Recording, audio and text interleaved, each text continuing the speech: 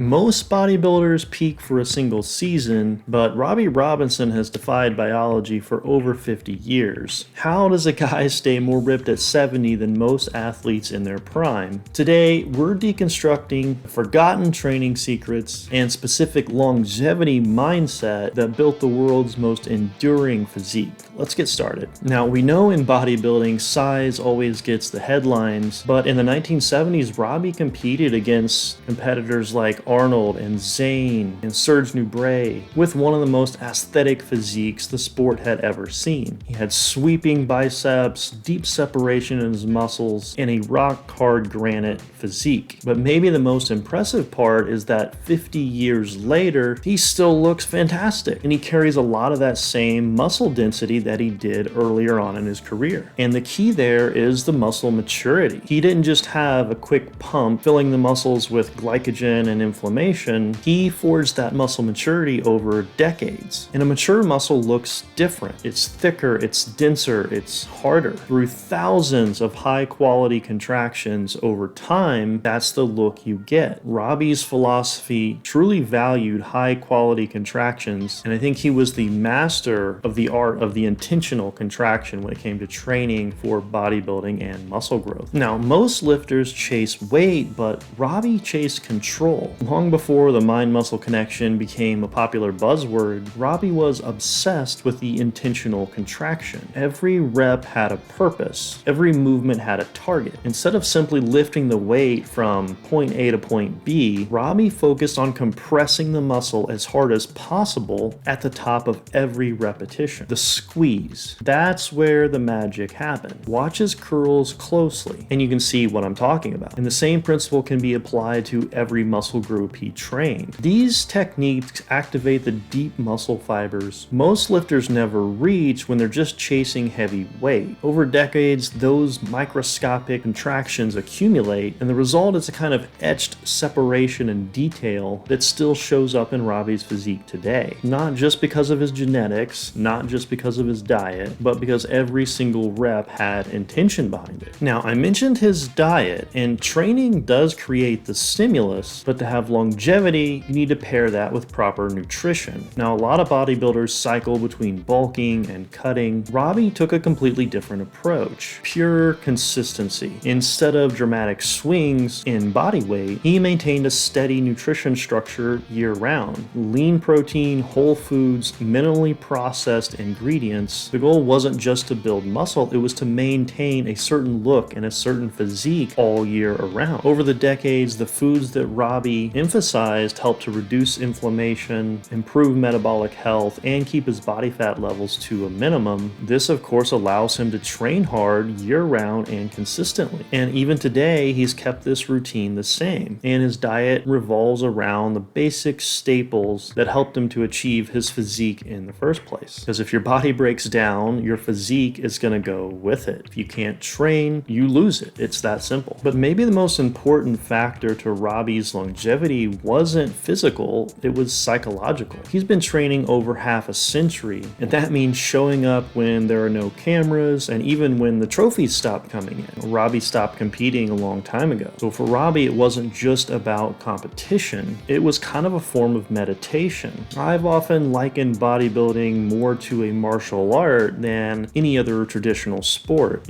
Discipline kind of becomes your identity. A lot of athletes struggle when their competitive career ends, but Robby approached it differently. He didn't see it as something temporary. He saw it as a lifelong practice. So if you can adopt this kind of mindset, there's no reason you can't have a fantastic physique well into your 70s just like Robby. But you have to abandon the obsession with instant results. And at some point, chasing really heavy weight becomes kind of impractical. Building and maintaining that kind of physique requires extreme discipline and a dedication to a very specific lifestyle. Now for Robby, it was his fundamentals: high volume training, controlled reps, and a meticulous attention to form. Now you may not train exactly like Robby, but if you can emulate his dedication, his discipline, and his attention to detail, there's no reason the results can't be emulated as well. Let me know in the comments what you guys think of the Black Prince and his methods for longevity and building a great physique. Are those principles you also follow, or do you have a different style? Anyway, thanks for watching, and we'll see you guys on the next video.